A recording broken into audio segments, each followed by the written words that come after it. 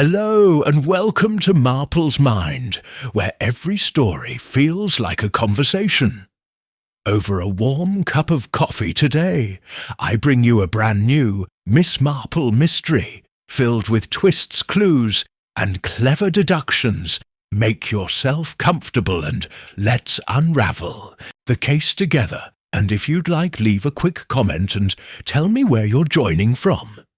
It's always a pleasure to know where our little detective community is tuning in. From now, let's get started. Chapter 1. The Festive Invitation. The first snow of December had fallen overnight, soft and silent, covering the thatched roofs of St. Mary Mead in a thin white blanket. Jane Marple sat by the fire in her small drawing-room on the high street, her knitting needles clicking steadily as she worked on a scarlet scarf for the church bazaar. The postman's knock at 10:30 was the only interruption in an otherwise perfectly ordinary morning. There were 3 letters: a Christmas card from her nephew Raymond in America, a bill from the coal merchant, and a thick cream envelope sealed with crimson wax. The wax bore the impression of a stag rampant, the crest of the Harrington family of Gossington Hall, though Gossington Hall had not belonged to a Harrington for 30 years. Miss Marple turned the envelope over in her delicate hands. The handwriting was bold, almost impatient. Mrs. Leonard Harrington requests the pleasure of the company of Miss Jane Marple at a Christmas house party, Gossington Hall, from the 22nd to the 27th of December, a house party. At Gossington Hall? How very extraordinary!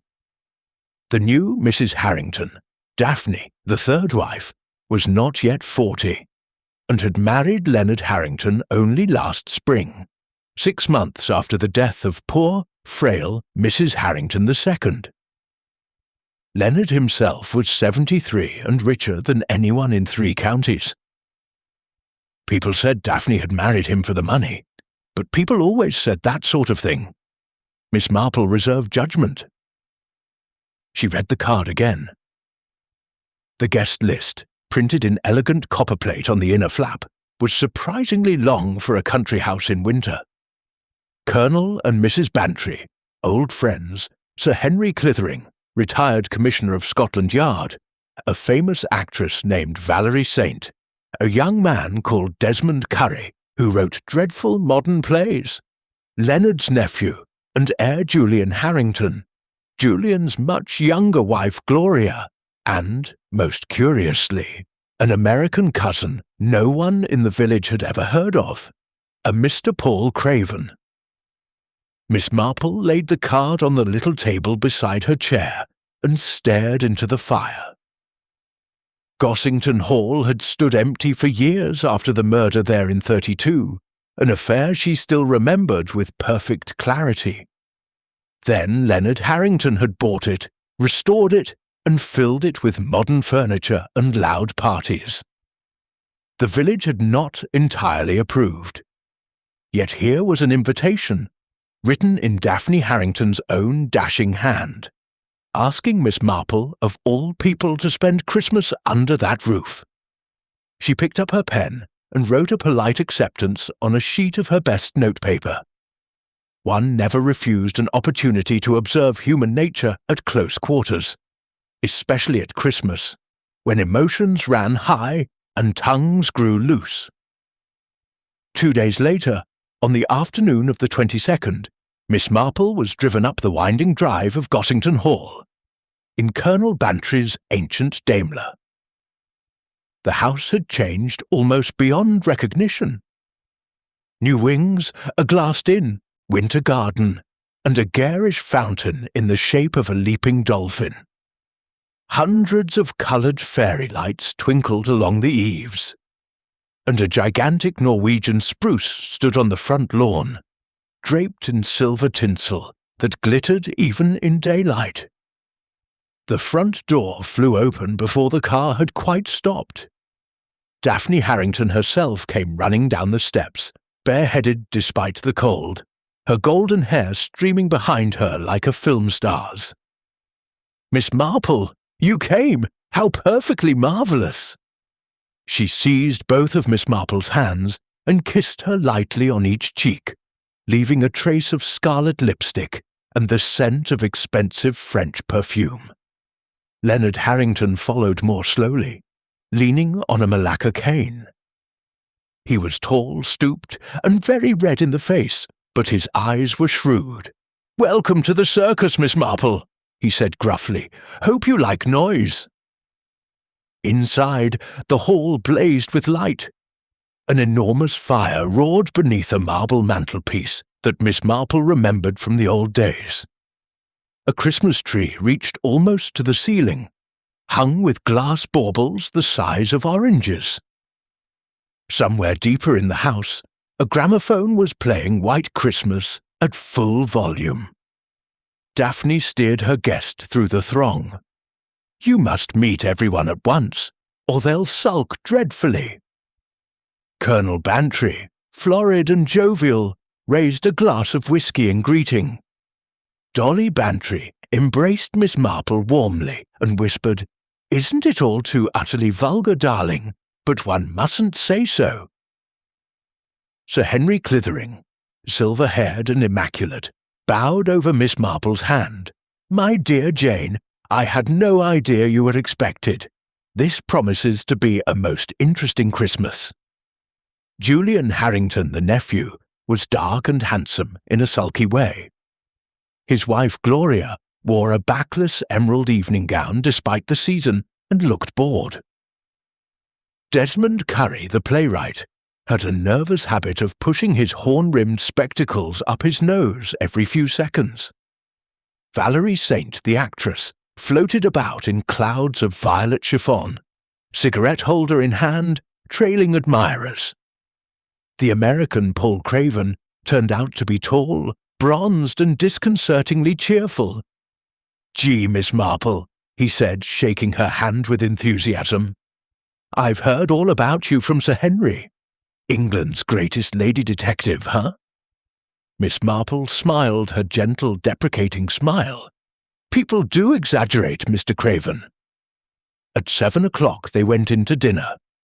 The dining room had been transformed into a crimson and gold fantasy, with crackers and paper chains, and a long table glittering with crystal and silver. At each place lay a tiny parcel tied with red ribbon. Daphne's idea of a joke, she explained. Inside Miss Marple's was a silver thimble engraved with holly leaves. She slipped it into her evening bag with a murmur of thanks.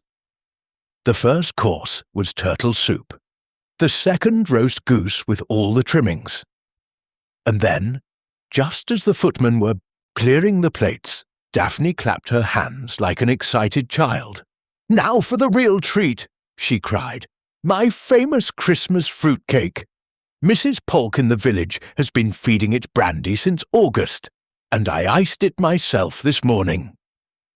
A vast cake was carried in on a silver stand, dark, rich, fragrant, crowned with marzipan robins and a sugar Santa Claus.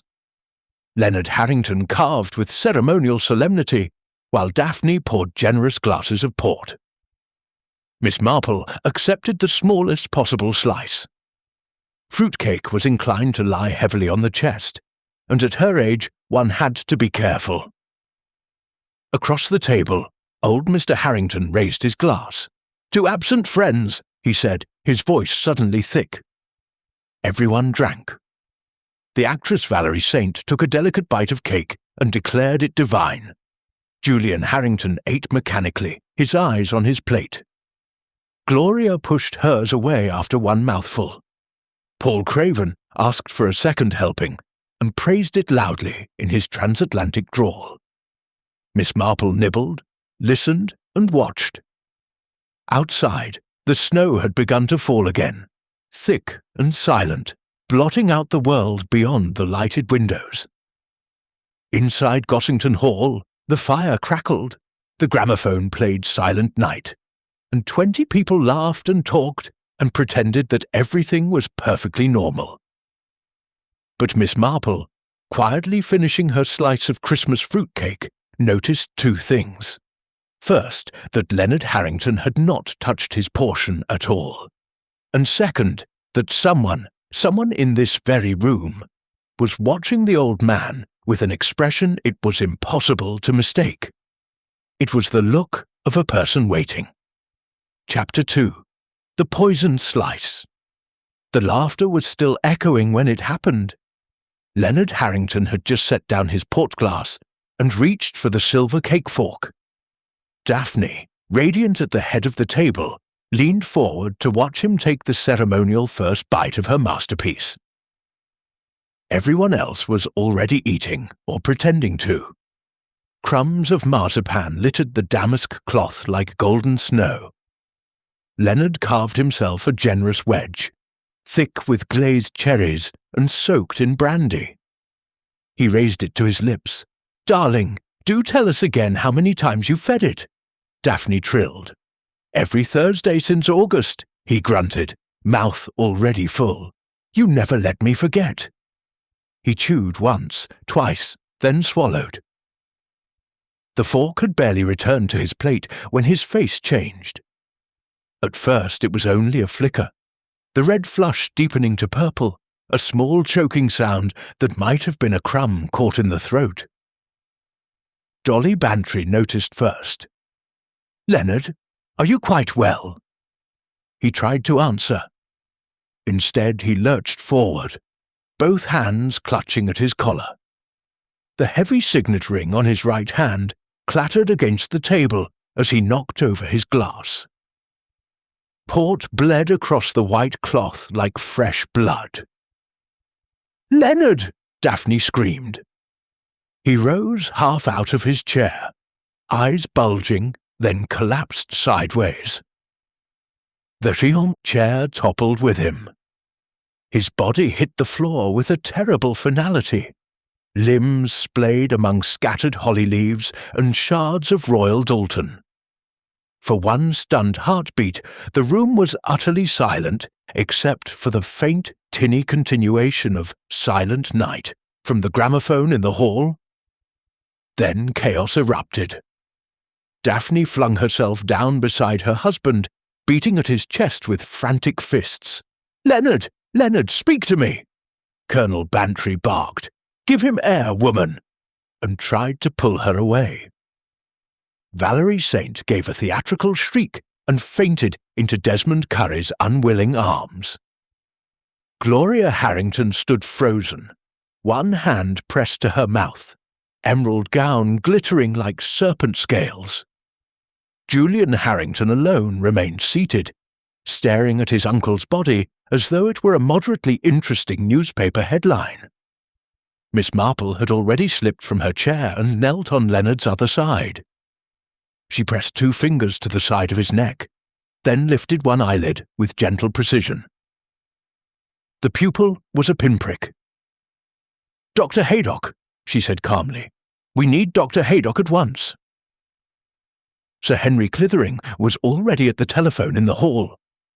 His voice carried back, clipped and authoritative. "Yes, Gossington Hall. Suspected poisoning. Send an ambulance immediately, but I fear it's too late." Paul Craven, the American, stood over the body looking pale beneath his tan. "Jesus, what kind of poison works that fast?" "Cyanide," Miss Marple answered quietly. "Almost certainly potassium cyanide. The almond-like smell on the breath is quite distinctive, though not everyone can detect it." Daphne Harrington lifted a tear-stained face. "Poison! But that's impossible! The cake was perfectly—" She stopped, realizing what she had almost said. The cake! Every pair of eyes in the room turned to the silver stand. Half of Leonard's slice remained on his plate, a neat triangle with one bite missing. The rest of the great fruitcake sat untouched, except for the portions already served. Colonel Bantry found his voice. "Nobody touch another crumb till the police arrive." Julian Harrington gave a short, unpleasant laugh. "Too late for some of us, isn't it?" His meaning was unmistakable. At least 12 people had already eaten the cake. Miss Marple rose slowly to her feet, smoothing her lace cuffs. She looked slowly around the table, noting every expression. Daphne's white, shocked face, Gloria's calculating stillness, Valerie Saint now reviving theatrically on a sofa, Desmond Curry wiping his spectacles with a shaking hand, Paul Craven standing very straight, as though on a parade ground.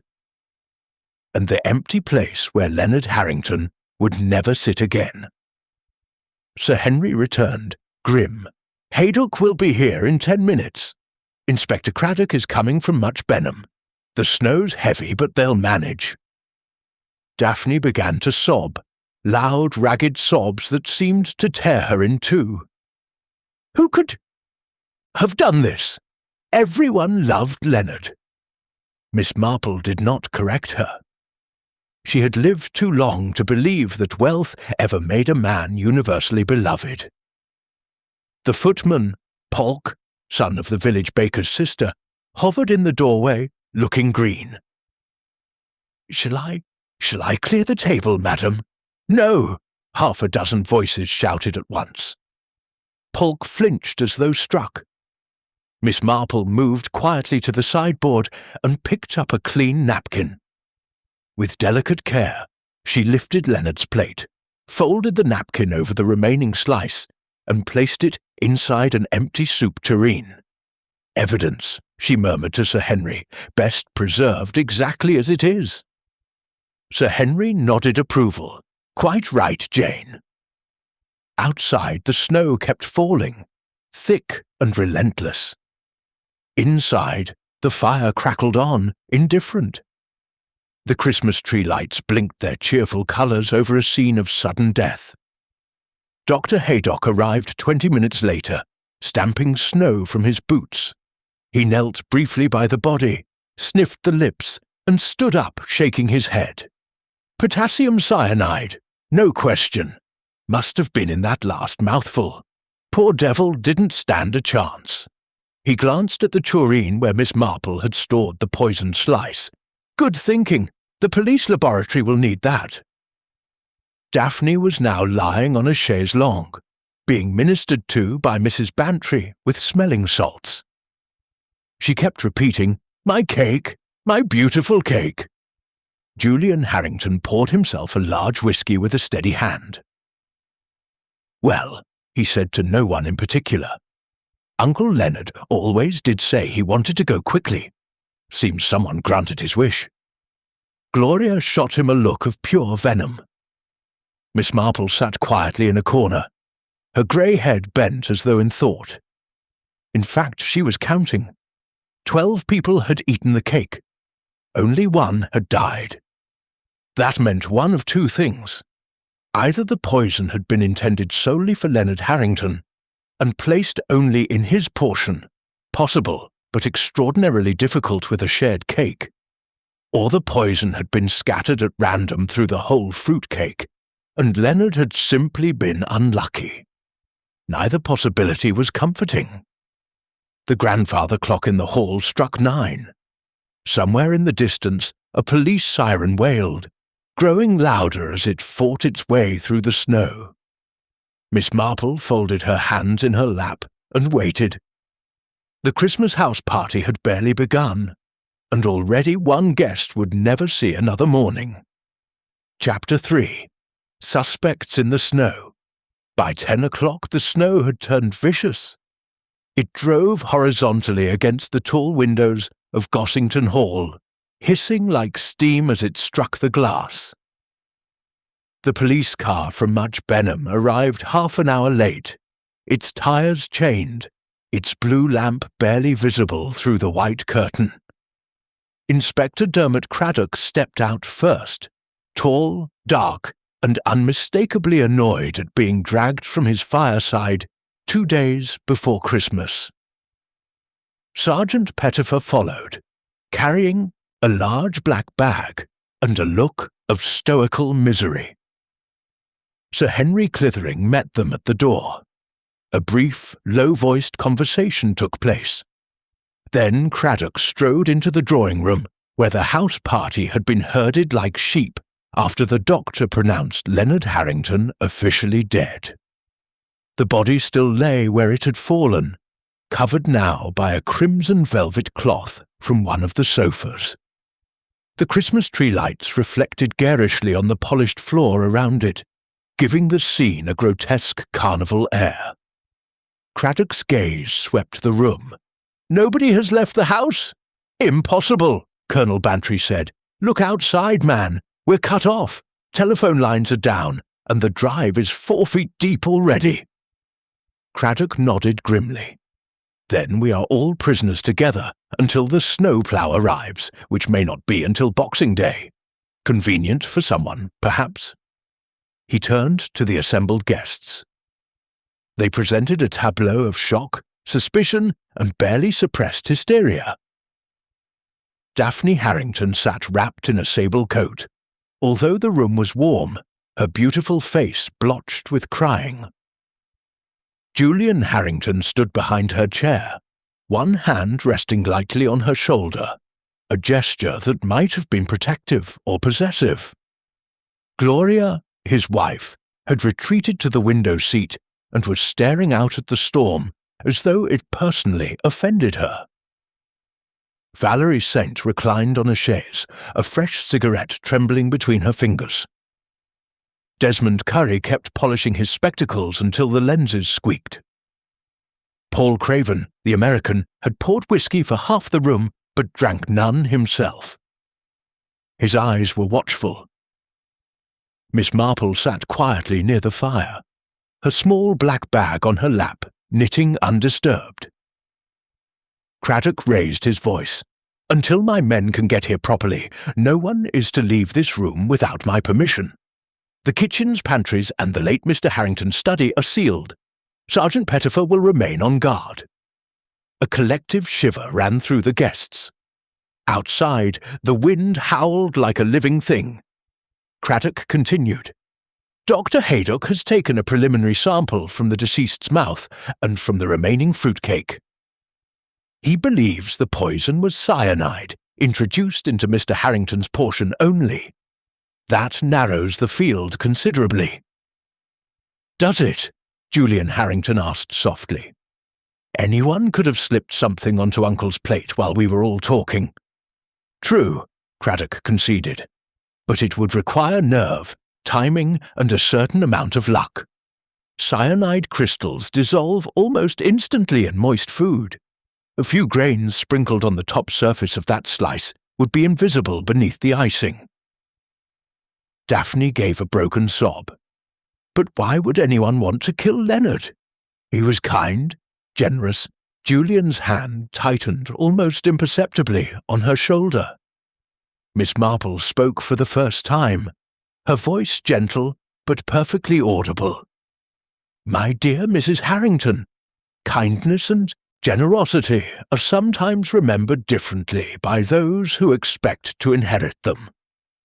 A brittle silence followed. Craddock shot Miss Marple a quick, appreciative glance. He had worked with her before. He knew better than to ignore the old lady's apparently innocuous remarks. "Let us be practical," he said. "Mrs. Harrington, you told Dr. Haydock that the fruitcake arrived from the village bakery yesterday morning, and that you yourself iced and decorated it this afternoon. Is that correct?" Daphne nodded tearfully. "Yes. Mrs. Polk brought it personally. She's made our Christmas cake for 30 years. Then I kept it in the still room until 4 o'clock. I carried it to the dining room myself at 7:30. Did anyone else handle it after you iced it?" "No. I was rather proud of it. I didn't let the maids near." Craddock made a note. "And the port? The glasses?" "The port was decanted by Polk the footman just before dinner. The glasses were already on the table when we sat down." Sir Henry Clithering cleared his throat. "If I may, Inspector, Leonard carved the cake himself. He always insisted on doing it, old-fashioned courtesy. He cut his own slice first, then passed the knife to Daphne, who served the rest of us. Craddock's eyes narrowed. So only Mr. Harrington's slice was definitely touched by his own hand before the poison could have been added. Exactly, Sir Henry said. Paul Craven spoke up, his American accent crisp in the tense room. But that still means someone had to doctor just one piece, right under 20 noses, while the rest of us were talking and passing crackers. That's some sleight of hand. Or, Miss Marple murmured, someone knew exactly which slice Mr. Harrington would choose for himself. Every head turned toward her. She continued placidly, counting stitches. Your husband always took the first slice from the left-hand side, did he not, Mrs. Harrington? You mentioned it last year when I dined here in the summer. Something about him being superstitious, that the left side brought luck. Daphne stared. Did he? I suppose he did. I'd never really thought about it. Julian Harrington's face had gone very still. Craddock closed his notebook with a snap. Thank you, Miss Marple. That is most helpful. At that moment, the lights flickered wildly. A particularly violent gust rattled the windows, and with a soft sigh, the entire room was plunged into darkness. Someone, Valerie Saint screamed. Stay calm, Craddock shouted. It's only the storm. The generator is in the stable yard. Sergeant Pettifer matches. A match flared. In its small circle of light faces looked suddenly sinister. Shadows leaping across cheekbones, eyes reflecting orange flame. Miss Marple's calm voice cut through the panic. There are candles on the mantelpiece, Sergeant, and the fire is still bright. Candles were lit. The room swam back into uncertain gold. Outside, the wind screamed louder, as though furious at being excluded. Craddock addressed them all again. Until morning, no one is to go upstairs alone. Bedrooms will be shared. Mrs. Bantry, perhaps you would organize the ladies. Colonel Bantry and Sir Henry will see to the gentlemen. Daphne rose unsteadily. I must lie down. I feel faint. Julian immediately offered his arm. Gloria watched them with narrowed eyes. As the guests began to move toward the door, Miss Marple caught Inspector Craddock's sleeve. A word, Inspector, if you please. He bent courteously. She spoke very softly. Notice, my dear Dermot, how quickly Mrs. Julian Harrington recovered from her shock. Most instructive. And young Mr. Julian's hand on his uncle's widow's shoulder, also instructive. Greed and grief are such very different emotions, yet both can produce tears at convenient moments. Craddock's mouth twitched in something close to a smile. I had noticed, Aunt Jane. Good, she said approvingly. Then notice also that the American Mr. Craven has not once looked at the body since the cloth was placed over it. Most people cannot resist a final glance. Mr. Craven is either very disciplined, or he already knows exactly what he will see. Craddock's eyes followed Paul Craven as the American helped Dolly Bantry light another candle. Anything else? He asked. Miss Marple resumed her knitting. Only that the snow has done the murderer a great favour tonight. We are isolated, frightened, and thrown together like chickens in a coop. By morning, tempers will be frayed and tongues loosened. Watch who speaks first and what they choose to say. The candle flames danced. Somewhere in the house, a door banged repeatedly in the wind. Inspector Craddock straightened. I will, Miss Marple, and thank you. As the guests filed slowly upstairs in flickering procession, the great Christmas tree in the hall threw grotesque shadows across the walls. Angels with broken wings, reindeer with antlers like daggers.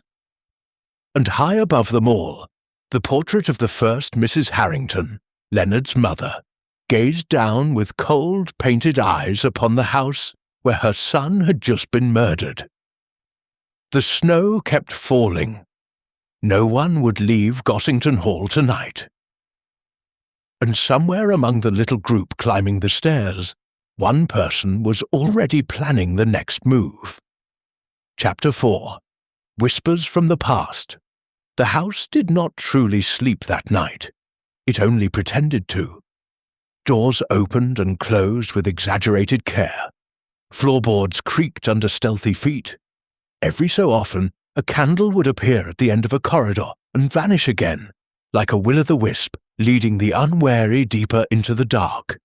Miss Marple, sharing a chilly guest room with Dolly Bantry, lay awake beneath a mountain of eiderdowns and listened.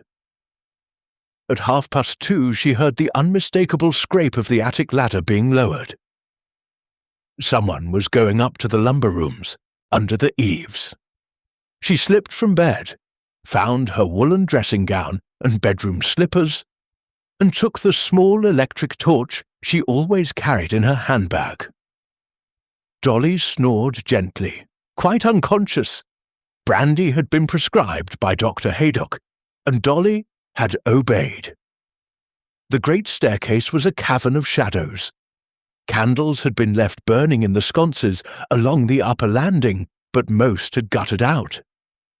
Miss Marple moved slowly, one hand on the banister, counting the steps so that she would know exactly where she was if the last lights failed. At the top she paused. A thin line of yellow showed beneath the attic door. Whoever had gone up was still there. She eased the door open. The attic stairs rose steep and narrow, smelling of cedar and old lavender. A draught carried down the faint rustle of papers. Miss Marple climbed. At the top she found herself in the long, sloping room that ran the length of the house. Moonlight slanted through a single dormer window, silvering dust sheets and the hulking shapes of discarded furniture. In the centre of the floor, a paraffin lantern glowed, and beside it knelt Julian Harrington. He had dragged an ancient cabin trunk from beneath a pile of moth-eaten curtains. The lid stood open. Inside were bundles of letters tied with faded ribbon, photograph albums, and a leather document case stamped with the Harrington crest. Julian was reading by the lantern's light, his face taut and hungry. He did not hear Miss Marple until her shadow fell across the page. He started violently, dropping a sheaf of papers. "Miss Marple! Good God, you gave me a fright!" "I am sorry, Mr. Harrington. I heard movement and feared someone had taken ill." Julian attempted a smile. It sat badly on his mouth. "Couldn't sleep. Thought I'd look for some old family photographs to show Daphne tomorrow. I mean, today. She's keen on ancestry." "At 3 a.m, he shrugged, the lie plain between them. Miss Marple stepped closer, letting the beam of her torch linger on the document case. "That looks rather more interesting than photographs. May I?" Before he could prevent her, she had lifted out a thick folder. The top sheet was headed "Last Will and Testament of Leonard James Harrington." Julian made a grab for it, but she turned away neatly, holding it to the lantern. "Really, Miss Marple? Just satisfying an old woman's curiosity, Mr. Harrington. You will notice the date, 10th of October last, only 2 months ago." She read swiftly, lips moving soundlessly. Julian watched her, anger and fear warring in his face. At last, she closed the folder and handed it back. "So," she said softly, "your uncle changed his will after he married Daphne. Everything to her, absolutely, except the London house and a few minor legacies. You, Mr. Harrington, receive nothing but a remembrance ring and the wish that you will learn the value of honest work." Julian's jaw worked. He was senile. Everyone knew. Daphne bewitched him. Yet Dr. Haydock pronounced him perfectly sound only last month. And 2 witnesses, Sir Henry Clithering and Colonel Bantry, signed this document. Hardly the actions of a man losing his faculties. Julian slammed the trunk shut. It won't stand. I'll contest it. On what grounds? Undue influence is difficult to prove when the beneficiary is a charming wife of 38 and the testator 73. Juries tend to be cynical about such marriages. Julian's hands clenched. For a moment, Miss Marple thought he might strike her. Then he laughed, a short, ugly sound. Well, it hardly matters now, does it? Uncle Leonard is dead. The will is worthless until probate, and Daphne will have the money anyway. Unless, Miss Marple said gently, someone can prove that Daphne poisoned him. In which case she would forfeit everything under the forfeiture rule. The estate would then pass to the next heir, yourself, exactly as in the previous will of 1951. Julian stared at her. The lantern flame flickered between them, throwing huge shadows on the rafters. "You're a dangerous old woman," he said at last. "I have been told so before." He stood up, towering over her. "If you repeat any of this, I shall repeat nothing that is not relevant to murder, Mr. Harrington. Good night."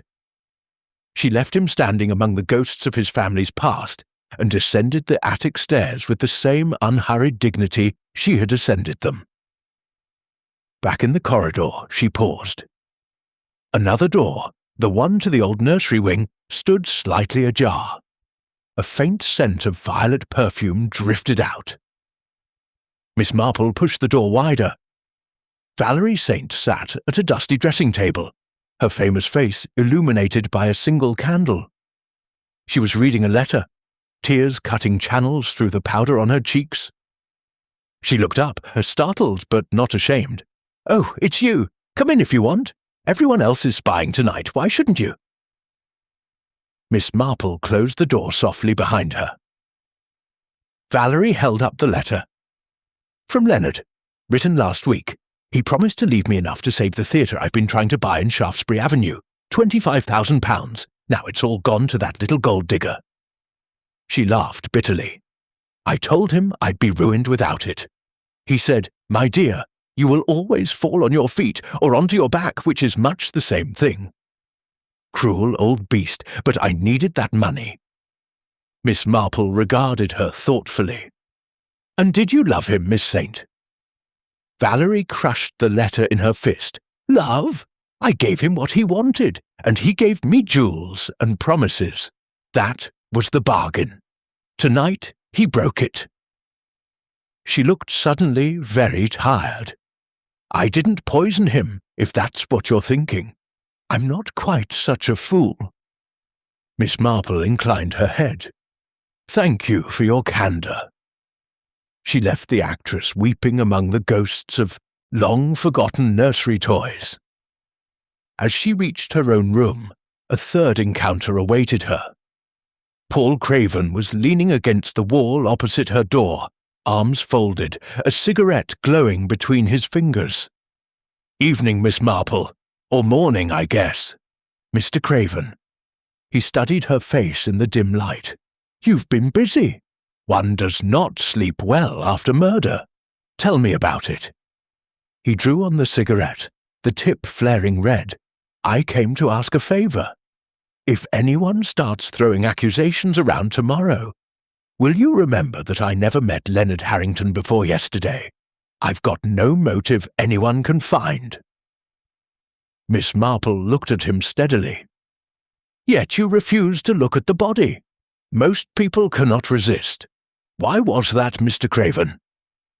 For the first time the American's easy manner slipped. "Because I've seen too many dead men. War does that to you." He dropped the cigarette and ground it out beneath his heel. "Also," he said quietly, "because the dead man wasn't Leonard Harrington." Miss Marple did not move, but something altered in her stillness. "What did you say?" Paul Craven glanced up and down the corridor, then leaned closer. "I met the real Leonard Harrington in New York in 1948. Different nose, different ears, different teeth. The man who died tonight was an imposter. A very good one, but not good enough." He straightened. "I came here to prove it. Now someone saved me the trouble." Miss Marple's mind raced, knitting together impossibilities with terrifying speed. "Then who," she whispered, "have we buried under the snow tonight?" Paul Craven gave her a crooked smile that held no humour at all. "That, Miss Marple, is the $64,000 question. Far below them, in the sealed dining room, the great Christmas fruitcake still sat on its silver stand, one lethal slice missing, waiting for daylight and the truth." But the whispers from the past had only just begun to speak. Chapter 5. The baker's secret morning arrived pale and reluctant. The snow had stopped some time before dawn, leaving the world muffled and blinding white. At 8:30, the generator coughed back to life, and electric light, harsh after so many candles, flooded Gossington Hall like an accusation. Breakfast was a grim affair. The dining room remained sealed. They ate in the morning room, off cold ham, congealed kedgeree, and coffee that tasted of chicory and nerves. Conversation was almost non-existent. Even Valerie Saint had abandoned theatrical sighs for silence. Inspector Craddock had spent the night in Leonard Harrington's study with the telephone patched through the exchange at Much Benham. The snow plough was promised by noon, he told them, and a full murder team would follow. Until then, everyone was to remain indoors. At 10 o'clock, he summoned Mrs. Polk, the village baker's sister and housekeeper, to the hall. To the library. Miss Marple, invited by Craddock for her local knowledge, sat unobtrusively beside the fire with her knitting. Mrs. Polk was 56, stout, respectable, and clearly terrified. Her apron still bore faint flour marks from the morning's baking for half the village. "Now, Mrs. Polk," Craddock began, "you made the Christmas cake that was eaten last night." "I did, sir.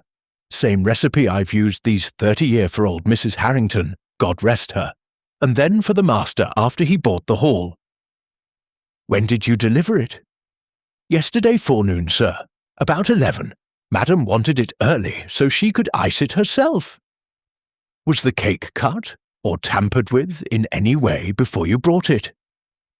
Mrs. Polk drew herself up. "Certainly not. It came straight from my own larder, wrapped in greaseproof and brown paper, tied with string. I carried it up myself on the carrier of my bicycle." Craddock made a note. "Did anyone else have access to the cake while it was in your house?" Mrs. Polk hesitated.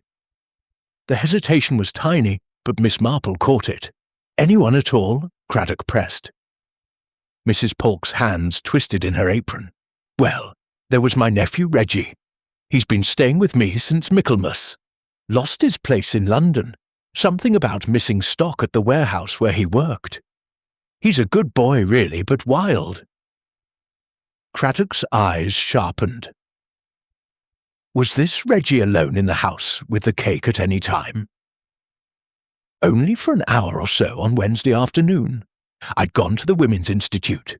When I came back, he said he'd been asleep." Miss Marple laid her knitting in her lap. "Tell me, Mrs. Polk, did your nephew ever express resentment toward Mr. Harrington?" Mrs. Polk flushed dark red. "He may have said things when he'd had a drop. The master turned him off the home farm 2 years ago for poaching. Reggie swore he'd be even one day." Craddock and Miss Marple exchanged glances. "Reggie Polk," Craddock said quietly to the sergeant who had just entered, "find him and bring him here, quietly." Mrs. Polk began to cry. After she was taken out, comforted by Dolly Bantry, Craddock turned to Miss Marple. "Reggie Polk has a motive, opportunity, and from what the village says, a very quick temper. But how could he know which slice the old man would take?" "He might not have needed to," Miss Marple replied. "If he introduced cyanide into the cake at random, say a single lethal dose mixed into the fruit before baking, only one person would die, but no one could predict who. A reckless gamble, but young men in love with revenge are often reckless. Craddock frowned. Yet only Leonard Harrington died.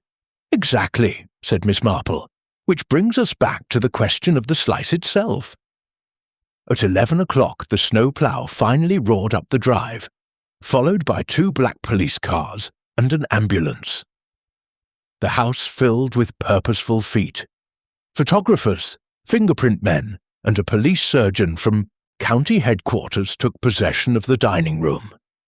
Dr. Haydock, who had returned with them, found Craddock and Miss Marple in the library. Stomach contents confirm cyanide, he announced without preamble. But here's the odd thing. The concentration was extraordinarily high, far more than needed to kill. Whoever poisoned that slice wanted to be certain. Or, Miss Marple said softly, wanted us to be certain it was murder and not misadventure. Haydock stared. You think someone wanted the death recognized instantly? I think, Miss Marple said, someone wished to terrify the entire household. At 11:30, Sergeant Pettifer brought in Reggie Pork. He was 24, sullenly handsome, with a black eye that had not been there yesterday. His hands shook as he lit a cigarette. I never touched the cake, he insisted. I wouldn't know cyanide from icing sugar. Then how do you explain this? Craddock produced a small glass bottle, half full of white crystals, found in Reggie's bedroom at his aunt's cottage. Reggie went the colour of tallow. That's for killing wasps. I found it in the shed. Labelled potassium cyanide, poison, in your own handwriting? Craddock asked dryly. Reggie's defiance collapsed. He began to cry, noisy, childish sobs. I only wanted to give him a fright, he choked out. I scraped the icing off one bit of the cake and sprinkled a pinch on, just enough to make him sick, I swear. I never meant. Which bit? Craddock snapped. The bit on the left side, near the sprig of holly. He always took that piece. Everyone knew it. Miss Marple and Craddock looked at each other. Reggie had poisoned the exact slice Leonard Harrington always chose. But Leonard Harrington had died within seconds of swallowing one mouthful, and the police surgeon had already established that the dose was massive, not a pinch. Reggie Pork was a fool and a would-be poisoner, but he was not the murderer. Craddock dismissed him into the custody of a constable and turned to Miss Marple. Someone knew about Reggie's petty revenge, he said slowly, and used it. Added a great deal more cyanide on top of the boy's pinch, safe in the knowledge that suspicion would fall on him. Miss Marple nodded, and that someone was in this house yesterday afternoon when the cake arrived, and again last night when it was iced and decorated. Her eyes strayed to the window. Outside, the snow was beginning to melt in weak sunshine, revealing the gravel drive and the trampled garden. Inspector, she said suddenly, may we walk down to the village? There is one more thing I should like to confirm. Craddock raised an eyebrow, but reached for his coat. 20 minutes later, they stood in the warm, fragrant bakery behind the post office. Mr. Polk, the baker himself, Mrs. Polk's brother-in-law, was weighing currants for the next batch. He greeted Miss Marple with relief. Terrible business, miss. My poor sister-in-law is prostrated. I'm sure, Miss Marple said sympathetically. Tell me, Mr. Polk, when Mrs. Harrington ordered her Christmas cake this year, did she specify anything unusual? The baker scratched his head. Only that she wanted an extra half-pound of glacé cherries and a full cup of brandy more than usual. Said her husband liked it rich. And the decoration? Ah, that was her own. She telephoned on Tuesday to say she would ice it herself, and could we leave the top plain? Said she had a surprise planned. Miss Marple's eyes gleamed. A surprise! How interesting! Back at the hall, Daphne Harrington was resting upstairs. Craddock sent for her. She appeared wrapped in black velvet, eyes red but composure regained. You wished to see me, Inspector. Mrs. Harrington, when you iced the cake yesterday, did you work entirely alone? Yes, I enjoy that sort of thing. I sent the maids away. And the sprig of holly that marked the left-hand slice, did you place it there yourself? Daphne hesitated the merest fraction. Why, yes, I thought it looked pretty. Miss Marple spoke for the first time gently. My dear, real holly berries are bright red and shiny. The berries on that sprig were dull, almost purple, and one was missing. I noticed it when your husband cut his slice. Someone replaced a real berry with a fake one, marzipan perhaps, painted and varnished, to mark the poisoned portion for the person who added the final, lethal dose. Daphne's hand flew to her throat. You are suggesting I marked my own husband's death? I am suggesting, Miss Marple said, that someone persuaded you to place that sprig exactly there, never dreaming what it truly signified. Daphne stared at her, white to the lips. And in that moment, Miss Marple knew whose whispered suggestion had guided the pretty trusting hand of the third Mrs. Harrington. The baker's secret had been only the first layer. Beneath it lay a far darker one. Chapter 6. Midnight Confessions. The house settled into an uneasy truce with darkness. Outside, the temperature had dropped hard. Every melted patch of snow had turned to glassy ice that cracked beneath the boots of the constables on patrol. Inside, the great fires were banked low, and the corridors smelled of damp wool, candle smoke, and fear. At 11 o'clock, Inspector Craddock announced that no one was to leave their rooms after midnight. 2 officers would remain on the main landing, and the servants had been sent to sleep in the west wing, under the eye of Sergeant Pettifer. The guests obeyed with the sullen docility of children who know punishment is inevitable, but hope to postpone it. Miss Marple, however, had no intention of sleeping. She waited until the grandfather clock in the hall had struck 12 slow notes, then slipped from the bedroom she now shared with a gently snoring Mrs. Bantry. Dark woolen shawl over her nightgown, soft felt slippers on her feet, and the small electric torch in her hand made her almost invisible against the panelling. She had a rendezvous. The long gallery on the first floor ran above the drawing room and was rarely used in winter. Moonlight fell in cold silver bars through the high windows, striping the threadbare Persian runner.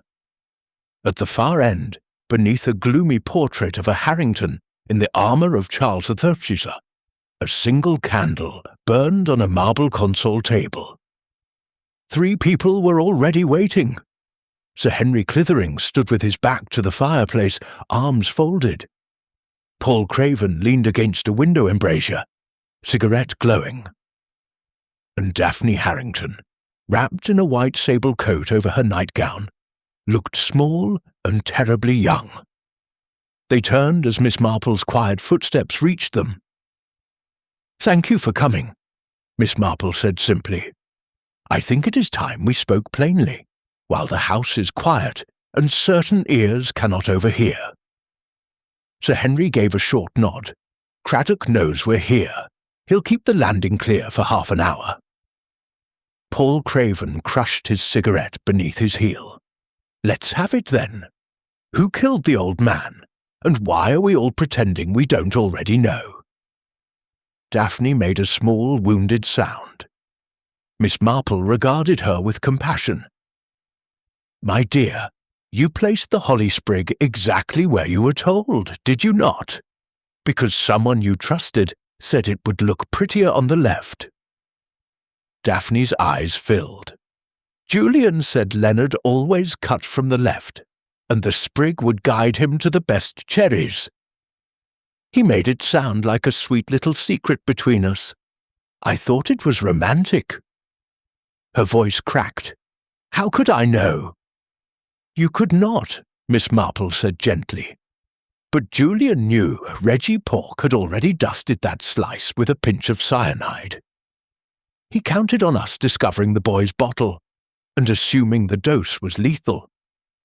Then, when the police surgeon found 10 times that amount, suspicion would still settle on poor foolish Reggie, or on you if necessary.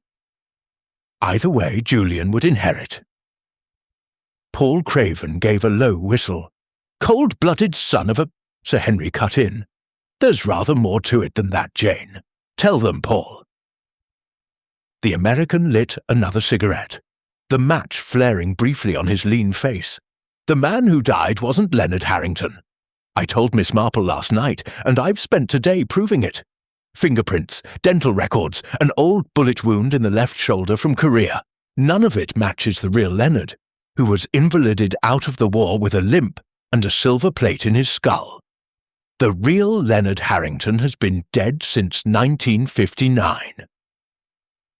Daphne stared at him, bewildered. "But I married him in April." "You married a very clever impostor," Sir Henry said grimly. "A man who called himself Leonard James Harrington, produced papers good enough to fool the solicitors, and had plastic surgery to approximate the original. He even bought Gossington Hall with money transferred from Swiss accounts that once belonged to the real Leonard.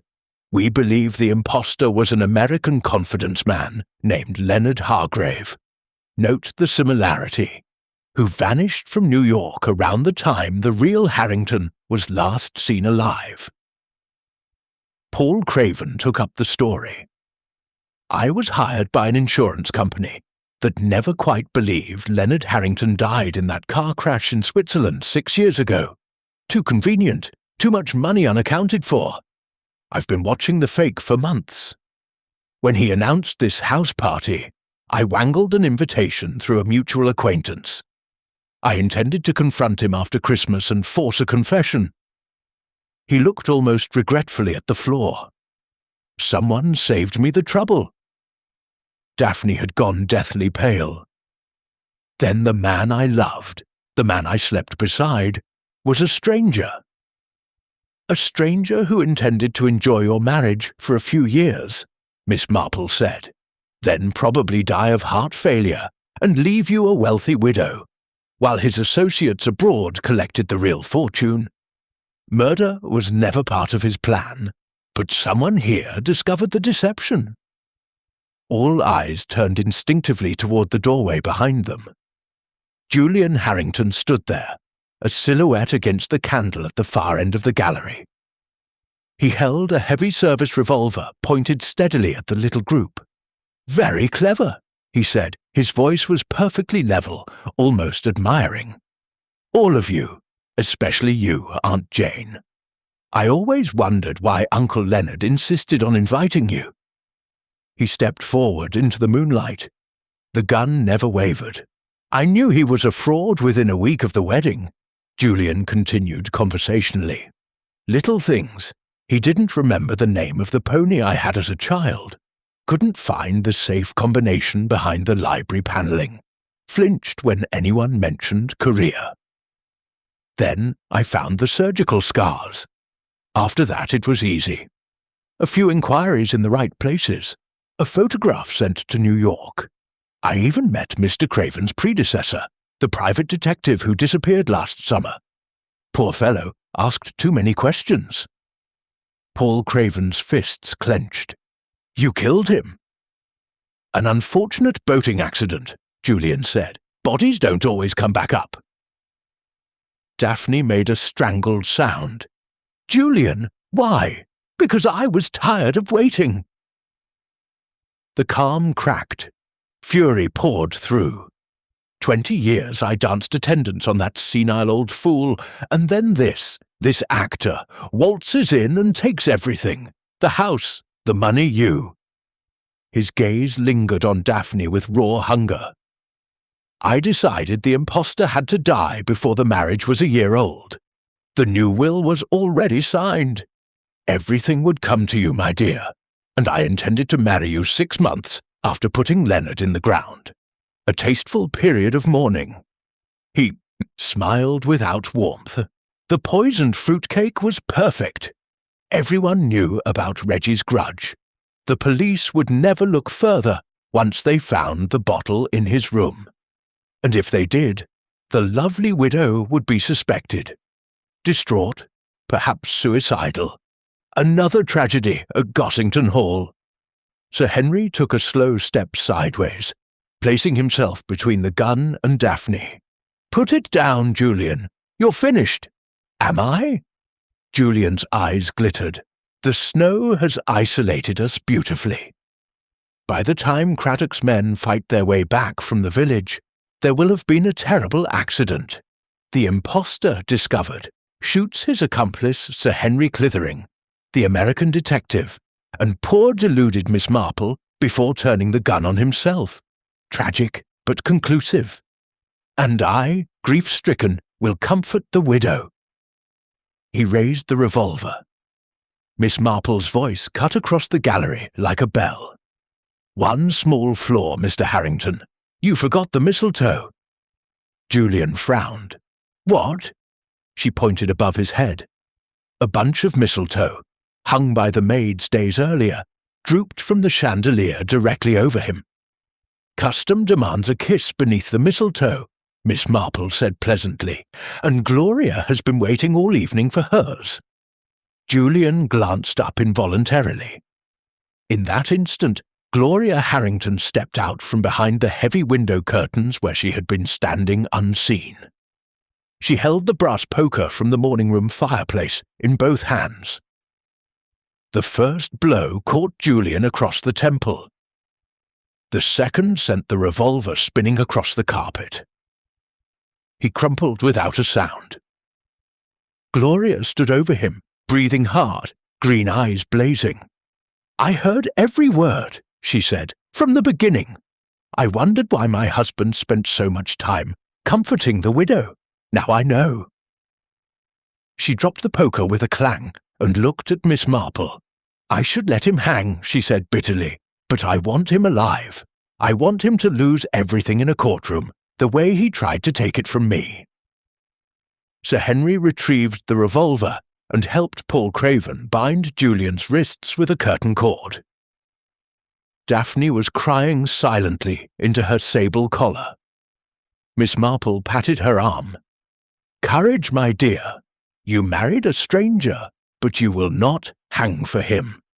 And you are young enough to begin again, this time with the truth." Far below in the hall, the grandfather clock began to strike 1. Midnight had passed, confessions had been made, and the house, at long last, could sleep. Chapter 7. Clues in the Carolling. The morning of Christmas Eve dawned clear and cruelly bright. Sunlight struck the icicles that hung like daggers from every gutter, and turned the snow into a glittering crust sharp enough to cut boot leather. Inside Gossington Hall, the air was thick with the smell of coffee, disinfectant, and the faint metallic tang of fear. Julian Harrington had been removed at first light, handcuffed between 2 constables in the back of a police van that skidded and lurched down the newly cleared drive. Gloria had watched from an upstairs window, face expressionless, then turned away without a word. Daphne, heavily sedated, lay in the master bedroom under the care of a police matron and Mrs. Bantry. The rest of the house party drifted like ghosts, speaking only when necessary. Inspector Craddock, hollow-eyed from lack of sleep, summoned Miss Marple to the morning room at 10 o'clock. "The chief constable wants everything tied up before the press descends," he said without preamble. "We have Julian's confession to the murder, the earlier detective's disappearance, and the fraudulent marriage. The Crown Prosecution Service will be delighted. But there are still loose threads, Aunt Jane, and you see them more clearly than I do. Miss Marple accepted a cup of coffee from the tray a silent maid had brought. "Loose threads are often the strongest when rewoven," she murmured. "Tell me, Dermot, has the fruitcake been fully examined?" "Every crumb. The laboratory in Oxford worked through the night. Cyanide was found in 2 separate places. The thin dusting on top of the fatal slice, Reggie Pork's contribution, and a much larger quantity pressed into a hollowed glacé cherry just beneath the icing. That cherry was placed precisely where Hargrave, would bite first." Miss Marple nodded. "And the holly sprig? Marzipan berries, painted with edible colour and varnished with sugar syrup. 1 berry was missing, the one used to conceal the cavity in the cherry. The sprig itself was wired to the cake so it could not shift. Julian's work, undoubtedly. He admits preparing it on the afternoon of the 22nd, while Daphne was resting. He told her later where to place it, for luck." Craddock rubbed his temples. "Yet one thing still troubles me. How did Julian obtain so much cyanide so quickly? Reggie's bottle held barely enough for a wasp nest. The quantity in that cherry would have killed a horse." Miss Marple set her cup down with a soft click. "That, my dear Dermot, is what we are about to discover. I have asked the remaining guests to gather in the drawing-room at 11, for what Mrs. Bantry has announced as a little carol singing to raise our spirits. You will station a constable at each door, and we shall see what the season of goodwill brings forth." Craddock looked doubtful, but knew better than to argue. At 11, the drawing-room looked almost festive again. The great tree still blazed with coloured lights, though many baubles had been removed for fingerprinting. A small knot of villagers, summoned by special permission, stood near the piano. The church choir, wrapped in coats and mufflers, clutching hymn sheets and trying not to stare at the chalk marks on the floor where a man had died. The house guests sat stiffly on chairs dragged into a semicircle. Colonel and Mrs. Bantry, Sir Henry, Valerie Saint, Desmond Curry, Paul Craven, and, surprisingly, Gloria Harrington, who had insisted on being present. Miss Marple took her place beside the piano and smiled at Mr. Polk the baker, who had agreed to accompany on the upright Bechstein. "We shall begin," she announced brightly, "with good King Wenceslas. I always think it so suitable for snowy weather." The choir struck up. The villagers sang lustily, the guests less so. Craddock stood by the door to the hall, arms folded. On the second verse, Miss Marple's clear sweet soprano rose above the rest. "Sire, the night is darker now, and the wind blows stronger. Fails my heart, I know not how, I can go no longer." At the word heart, she looked directly at Desmond Curry. The playwright went white and clutched the arms of his chair. When they reached the final verse, Miss Marple changed the words just slightly. "Therefore, Christian men, be sure, wealth or rank possessing, ye who now will bless the poor, shall yourselves find blessing. Unless, of course, you poison them with cyanide." The last line was sung in the same gentle tone as the rest. The choir faltered. The piano crashed to silence. Desmond Curry sprang to his feet. "This is outrageous! I refuse—" "Sit down, Mr. Curry," Craddock said quietly. 2 constables moved forward. Curry looked wildly about him, spectacles flashing in the tree lights. Miss Marple continued as though there had been no interruption. "You supplied the cyanide, did you not? Potassium cyanide is used in certain photographic processes, and you have a darkroom at your flat in Chelsea. You brought a small bottle with you, intending perhaps to end your own life if your new play was another failure. Julian Harrington discovered this during a late-night conversation 2 days ago.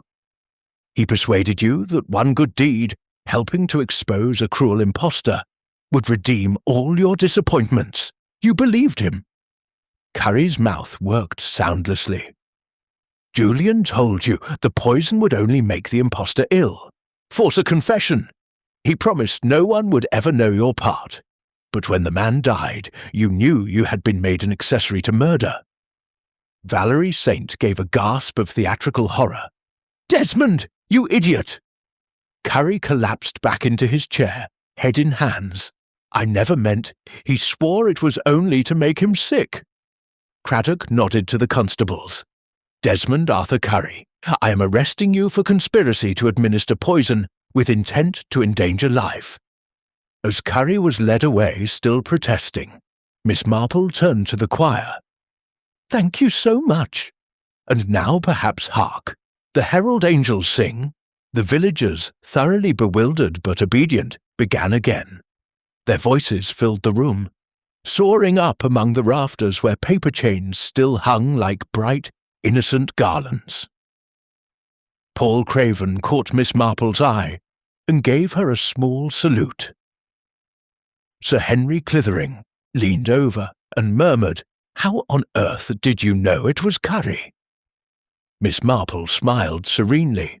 "My dear Henry, during dinner on the first night, Mr. Curry helped himself to no fewer than 6 glacé cherries from the bowl on the sideboard. He has a passion for them, yet he took only one tiny bite of his fruitcake and then pushed it away. A man who truly loves cherries does not leave them uneaten unless he knows one has been tampered with." She turned a page of her hymn sheet. "Human nature, you see. Always the best clue of all." Outside, the church bells in St. Mary Mead began to ring for Christmas Eve. The sound floated across the snow, pure and impossibly sweet, as though nothing evil had ever happened beneath the roof of Gossington Hall. Inside, the carols continued, and the case, though not yet officially closed, had begun to feel almost like Christmas. Chapter 8. The Heir's Deception. Christmas Eve, 4 o'clock in the afternoon.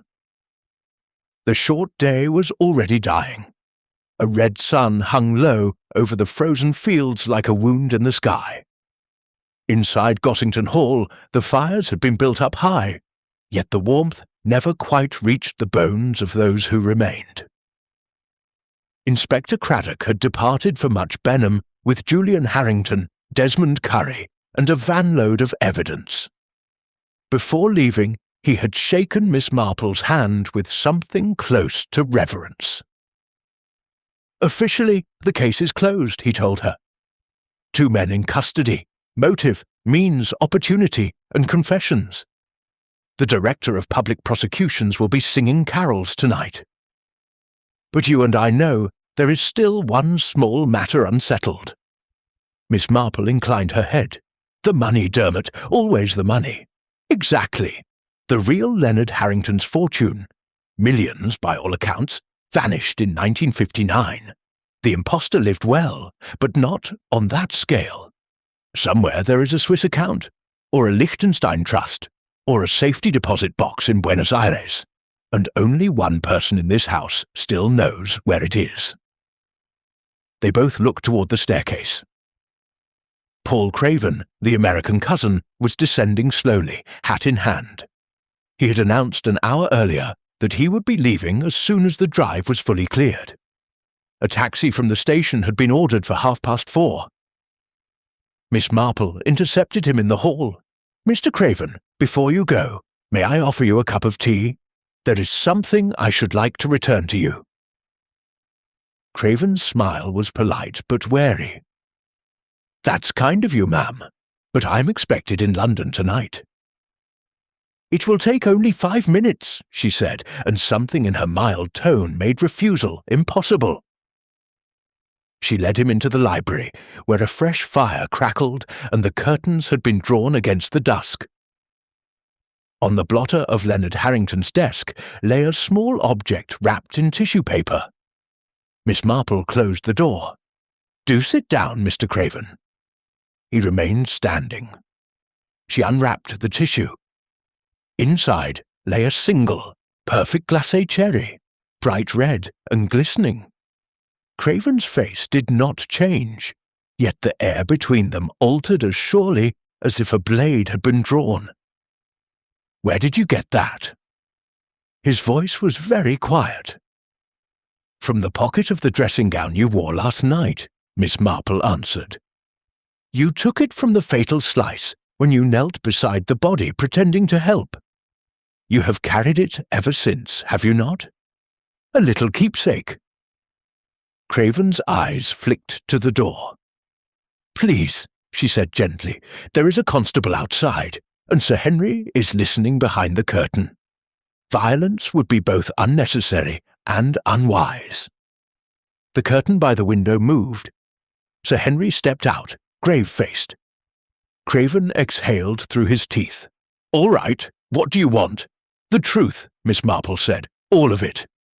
He sat down then, suddenly tired. "The truth is simple enough. I'm not Paul Craven. My real name is Leonard James Harrington." Sir Henry gave a soft exclamation. Miss Marple merely nodded, as though she had known for hours. "I was in that car crash in Switzerland in '59, Harrington continued, "but I did not die. I paid a local doctor to certify death, switched identities with a tramp who had frozen in the snow, and vanished with most of my own fortune. I was tired of being the last Harrington, tired of duty, of England, of a family name that meant nothing anymore. I wanted freedom." He stared into the fire. "For 6 years I lived quietly in America, New Mexico mostly. Then I heard that an old associate of mine, Leonard Hargrave, a man who looked a little like me after surgery, had taken my place, married my former fiancée's daughter, and was spending what was left of my money. I came back to stop him." Miss Marple's eyes were bright with understanding. "And Julian discovered you were the real heir." "Julian discovered everything. He threatened to expose me unless I signed papers transferring the remaining funds, millions still hidden in Switzerland, to him. He planned to kill the impostor, marry Daphne, and enjoy both fortunes. When the poison was administered earlier than he expected, he simply adjusted the plan." Sir Henry spoke for the first time. "So, you allowed an innocent woman to believe herself a widow, and a murderer to believe himself safe." "I allowed a swindler who had stolen my name to die by his own methods," Harrington said harshly. "And I would have vanished again tonight with what was rightfully mine. No one would ever have known." Miss Marple picked up the glacé cherry and turned it in her fingers. "Except for this. You took it because it was the last thing the impostor ate. A trophy, or an act of pietà for the man who wore your face." He did not answer. She went on quietly. "You have committed no crime that the law can touch, Mr. Harrington. Impersonating a dead man is not an offence, and you did not conspire to murder. But you have lived with a lie for 6 years, and you nearly let 2 men hang for a death you could have prevented with a single word." Harrington's head dropped into his hands. "What happens now?" he asked at last. "That depends," Miss Marple said, "on whether the real Leonard Harrington wishes to be resurrected on Christmas Day. The fortune will revert to you, most of it at least, once identity is proved.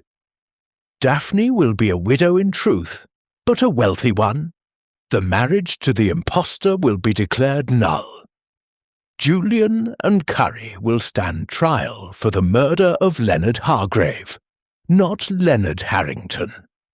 And you," she paused, looking at him with great compassion, "you will have to decide whether you can bear to live again under the name you tried to bury in Swiss snow." Silence stretched, broken only by the crackle of the fire. At last Leonard Harrington raised his head.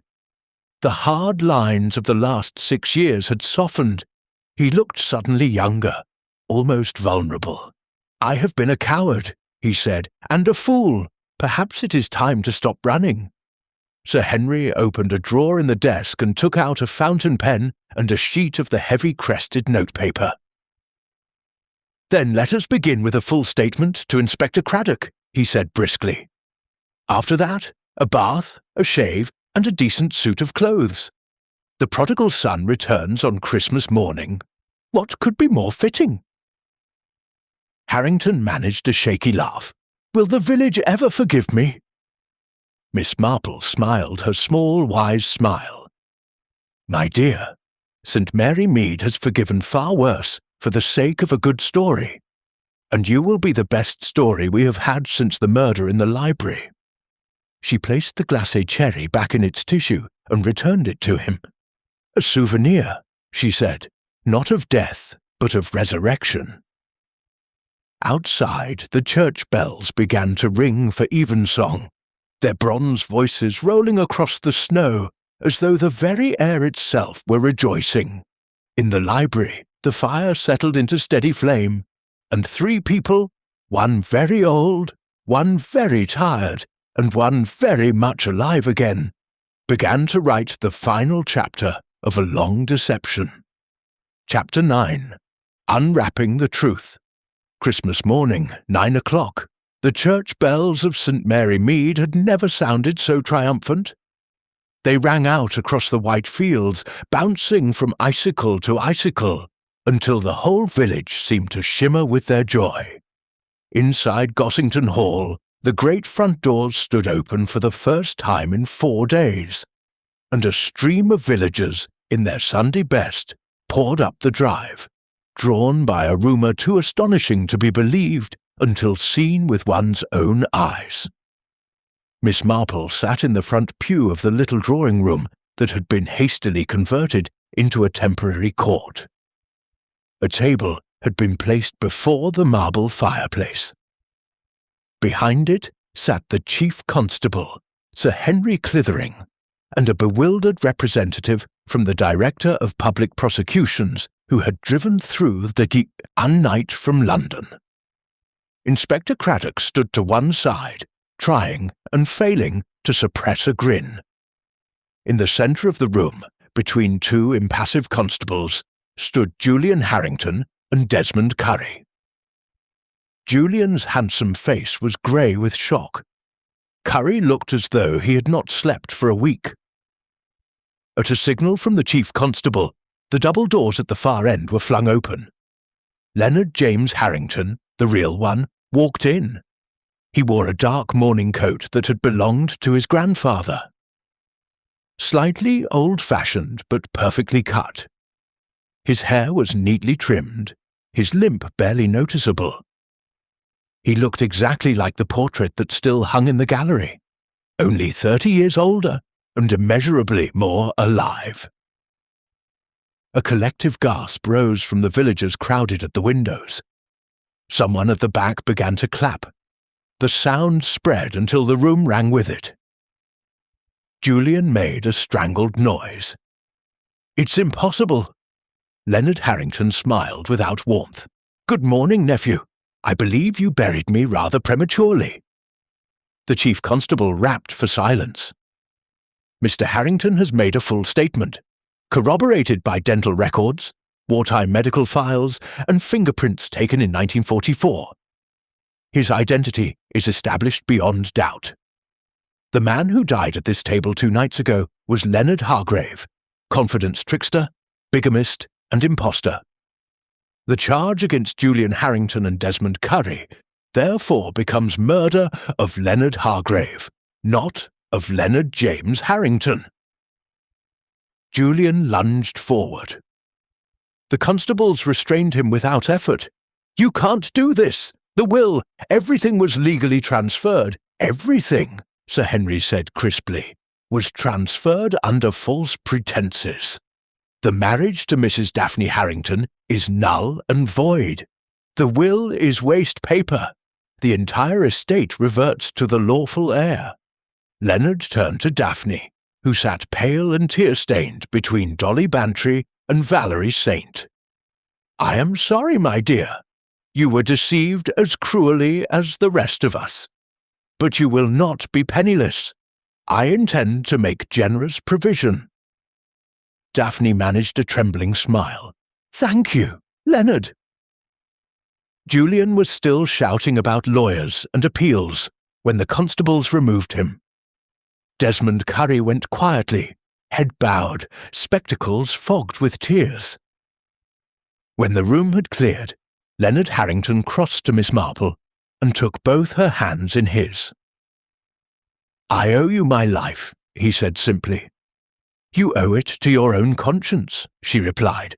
"It spoke at last." He laughed softly. "Will you stay for luncheon? The village is determined to celebrate the return of the prodigal, and I find I rather like the idea." "I should be delighted." At 1 o'clock the dining table, scrubbed clean of all traces of tragedy, was laid for 20.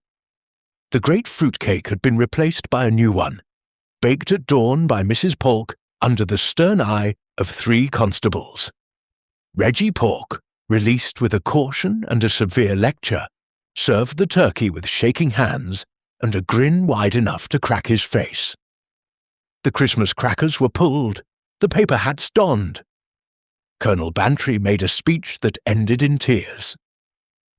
Valerie Saint sang "O Holy Night" in a voice that trembled only slightly. Paul Craven, no, Leonard Harrington, stood at the head of the table and raised his glass. "To absent friends," he said, echoing the toast his impostor had never lived to finish, "and to the one person who saw through every layer of deception to the truth beneath. Miss Jane Marple, we salute you." Every glass was lifted. Miss Marple blushed pink as the paper hat Dolly had forced upon her. "Really," she murmured, "I did very little. People are always kind enough to tell one things, if one only remembers to listen." After luncheon, the villagers were invited in for tea and cake. Children slid down the balustrade of the great staircase. The choir sang carols in the hall. Someone found the gramophone and played In the Bleak Midwinter until the windows shook. At 4 o'clock, as the sky turned a tender rose over the snow, Leonard Harrington drew Miss Marple aside into the library. "I have something for you," he said. From his pocket he took a small velvet box. Inside lay a brooch, a delicate spray of holly in gold and enamel. The berries tiny rubies. "Real ones this time," he said with a smile. Miss Marple pinned it to her lace jabot. "It is beautiful. But the real gift," she said, "is watching a man choose life over exile. That is the best Christmas present I have ever received." Leonard bent and kissed her hand with old-fashioned courtesy. "Then we are both richly rewarded." Outside the bells rang again for evening service. The village, the house, the very air itself seemed to breathe more freely. The impostor was buried in unconsecrated ground under his false name. The murderer and his dupe would face trial in the new year. The money would be untangled by lawyers, the estate restored, the scars slowly healed. But on this Christmas night, under a sky bright with stars and the scent of wood smoke, Gossington Hall blazed with light and laughter once more, and in the quiet corner of the drawing-room, Miss Jane Marple sat with her new brooch glinting at her throat, watching the dancers and the children and the happy, astonished faces of people who had been given back their squire on Christmas Day. She thought of poison and greed and terror, of lies that had almost destroyed a dozen lives, and of the small, persistent voice of truth that had refused to be silenced. Then she looked at the blazing Christmas tree, the paper chains, the mistletoe still hanging from the chandelier, and she smiled the gentlest of smiles. Human nature, she reflected, was a very strange thing. But sometimes, just sometimes, it could be relied upon to do the right thing in the end, especially at Christmas. Chapter 10. A Merry Resolution. Boxing Day broke still and mild. Soft thaw had set in overnight. The snow slid from the eaves in long, glittering curtains, and the gravel drive rang with the drip of 1,000 tiny waterfalls. By 10 o'clock the lawns of Gossington Hall were patchy green again, as though the murderous white blanket had been nothing more than a bad dream. Miss Marple stood at her bedroom window, fastening the ruby holly brooch Leonard had given her. She had slept better than she had any right to expect, and the mirror showed a small straight-backed figure in dove-grey wool, looking remarkably bright-eyed. For a woman who had spent Christmas solving a murder, unmasking an impostor, and resurrecting a dead man. Downstairs, the house was already busy with departures. Colonel and Mrs. Bantry were returning to their own snug house further down the lane. Sir Henry Clithering had a train to catch at Much Benham. Valerie Saint had been offered a lift to London by a theatrical manager who had heard of the drama and hoped for a new play. Even Gloria Harrington, pale but composed, had packed her trunks and accepted Leonard's offer of the Daimler to take her wherever she wished to go. Anywhere, she said dryly, that was not Gossington Hall. Only Daphne remained. She had asked to stay on until the new year, and Leonard, the real one, had agreed with a gentleness that surprised everyone. There was no longer any question of marriage, but something quieter and more honourable had begun to grow between them. Gratitude on her side, a wish to make amends on his. At 11 o'clock Miss Marple came down to find Leonard waiting in the hall, hat in hand. "I have saved the best for last," he said. "Will you walk with me to the village? There is someone who very much wishes to thank you, and I have a small ceremony of my own." She took the arm he offered, and together they stepped out into the pale sunshine. The lane was alive with children sledging on what snow remained, their shouts echoing like bells. Villagers touched their caps or bobbed curtsies as the squire and Miss Marple passed, eyes bright with curiosity and pride. Word had spread overnight. The real Mr. Harrington was home, the wicked nephew was in prison, and Miss Marple had arranged it all with nothing more lethal than a cup of tea and a sharp pair of eyes. At the lych gate of the church, they were met by Dr. Haydock, the vicar, and, unexpectedly, Reggie Pork, scrubbed clean and wearing his demob suit. Reggie shuffled forward, cap in hand. "Miss Marple, ma'am, I behaved like a proper fool, and worse. If it hadn't been for you speaking up for me, I'd be in jail alongside Mr. Julian. I can't ever make it right, but I want to try." He held out a small, awkwardly wrapped parcel. Miss Marple opened it. Inside was a perfect little Christmas cake, no larger than a teacup saucer, iced in snow white and decorated with a single sprig of real holly. "Made it myself this morning," Reggie mumbled, red to the ears. "No poison, I promise. Just fruit and a tot of brandy for luck." Miss Marple's smile was radiant. "Reggie, dear boy, this is the nicest present I have had in years.